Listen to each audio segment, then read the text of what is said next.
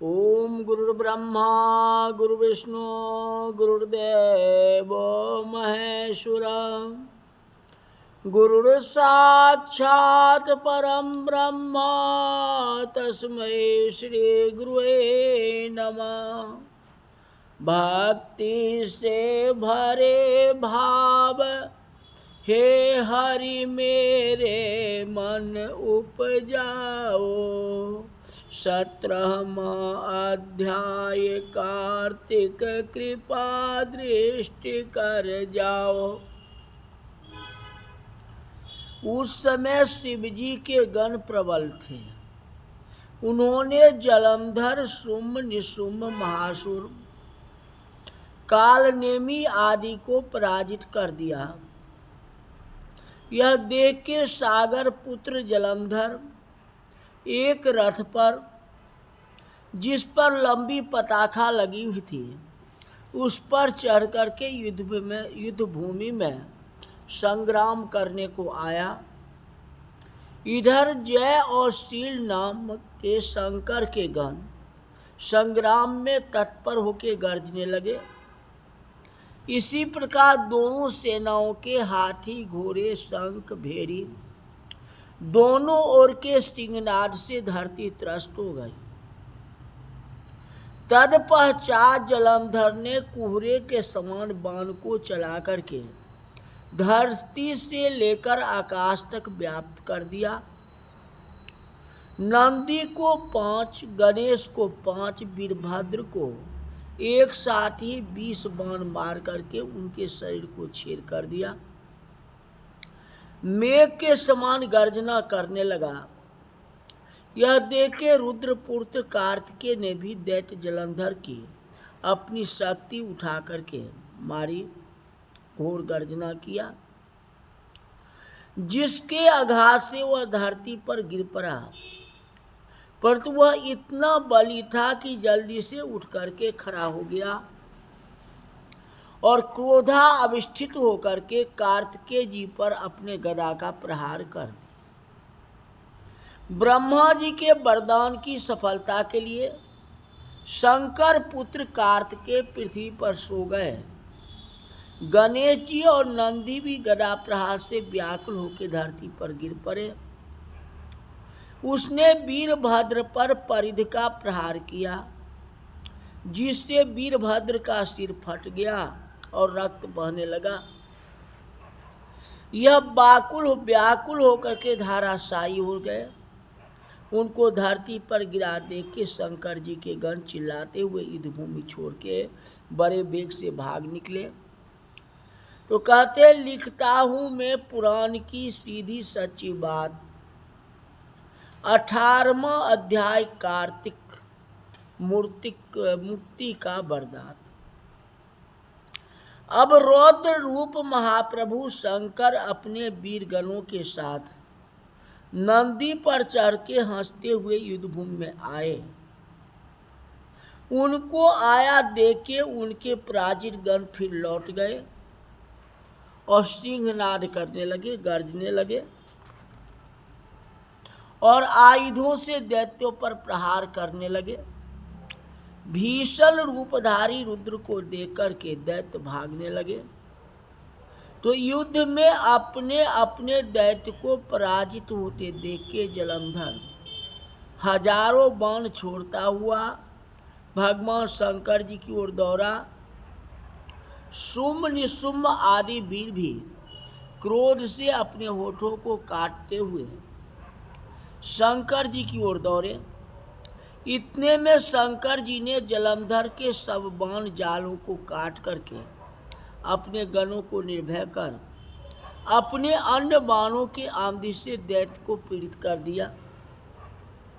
खरगोरमा नाम के दैत्य को अपने फरसे से मार डाला और बलाहक का भी सिर काट दिया। धसमर भी मारा गया। शिवगण किसी ने प्रचंड नाम के दैत्य का सिर काट दिया। किसी को शिवजी के बैल ने मारा और कई उनके बाणों द्वारा मारे गए। यह देख के जलंधर अपने शुंभ, निशुंभ आदि दैत्य को भी धिक्कारने लगा और भयभीत को धैर्य देने लगा, पर किसी प्रकार भी वे त्रस्त दैत्य दोबारा युद्धभूमि में जाने को तैयार नहीं हुए। दैत्य सेना ने पलायन शुरू कर दिया तो महाक्रूर जलंधर शिवजी को अपनी ओर ललकारने लगा।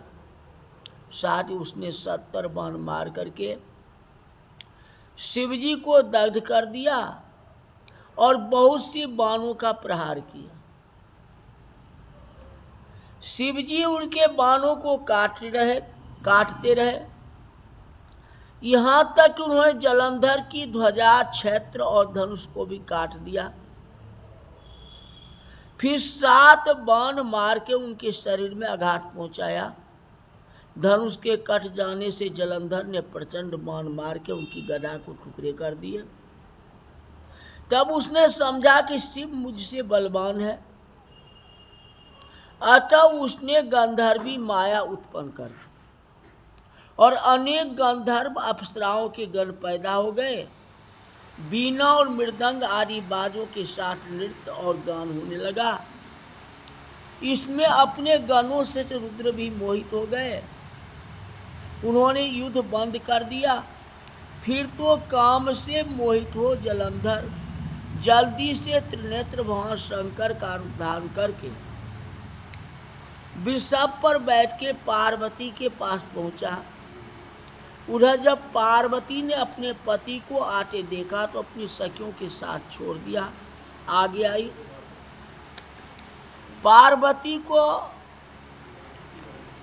पार्वती ने जलंधर को देख करके पवन में उड़ गए, क्योंकि वह शक्ति थी। गौरी ने उसे दानव जाना, अंतर्ध्यान होकर उत्तर की ओर मानस पर चली गई। वहां पार्वती को देखे जलंधर फिर शिव जी को लौटा। उधर पार्वती जी ने भगवान विष्णु को बुला करके दैत्य का कृत्य कहा और प्रश्न किया कि क्या आप इससे अवगत हैं। भगवान विष्णु ने हाथ जोड़ के उत्तर दिया, आपकी कृपा से मुझे सब कुछ ज्ञात है। हे माँ, जो आज्ञा हो पालन करें। जगत माता ने विष्णु जी से कहा कि उस दैत्य ने जो मार्ग खोला है उनका अनुसरण उचित है। मैं तुम्हें आज्ञा देती हूँ तो तुम जाकर के उनकी स्त्री का पतिव्रता धर्म को नष्ट कर, तभी जो है जलंधर मरेगा। पार्वती की आज्ञा पाते ही भगवान विष्णु माँ की आज्ञा शिरोधार्य करके छल करने के लिए जलंधर की नगर की ओर गए। श्री विष्णु मम हृदय में प्रेरणा करने वाले नाथ, लिखूं महात्म कार्तिक का, राखो सिर पर हाथ, सियावर राम जय जय राम। राजा पृथु ने पूछा कि देवऋषि अब आप यह कहिए कि भगवान विष्णु ने वहां जाकर के क्या किया और जलंधर की स्त्री की पतिव्रता कैसे भ्रष्ट हुआ, उसके बारे में कथा कहिए। जो कथा कल की कथा हम बताएंगे, आज की कथा यही तक रही।